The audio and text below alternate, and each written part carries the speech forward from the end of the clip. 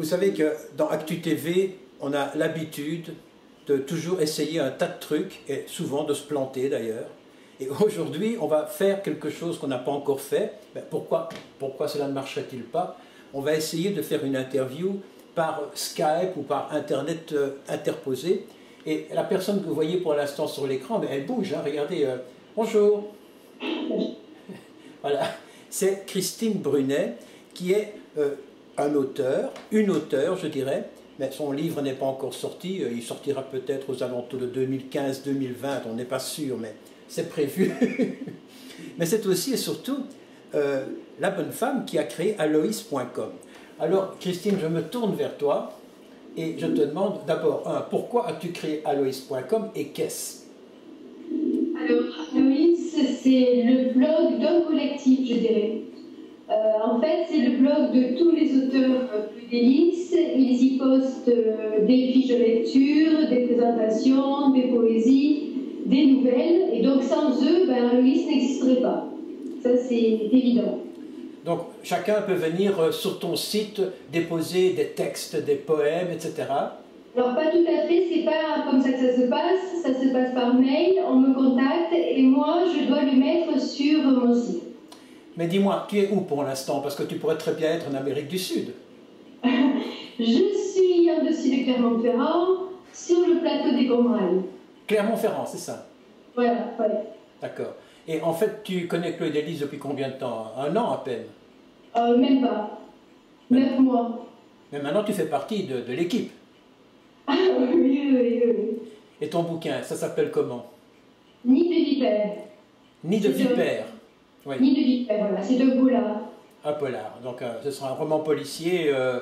On est curieux de voir ça. Tu sais que ton image, de temps en temps, elle bouge, elle se transforme, tu ressembles à un monstre, et puis petit à petit, ça revient à la jolie fille qu'on connaît. Ça varie, mais pour l'expérience, c'est pas mal. Peut-être que si on réduisait l'image, peut-être qu'on verrait mieux, je ne sais pas, mais pour l'instant, on te voit très bien. Qu'est-ce qu'on pourrait encore dire à propos d'Aloïs? Bien, écoute, Aloïs, qu'est-ce qu'on pourrait dire je peux donner des chiffres si tu veux. Oui, absolument. Alors, donc Aloïs a été créé fin du mois de mai. Depuis 9000 pages, un peu plus, ont été lues. 2700 personnes uniques, c'est-à-dire avec un seul mail, sont venues voir et lire donc, les nouvelles et les poèmes qui sont postés, ce qui est quand même pas mal.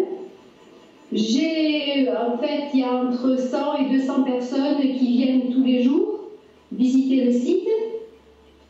Et voilà. Donc, c'est pas mal, je trouve. Ça fait pas longtemps qu'il existe, et puis ça avance progressivement.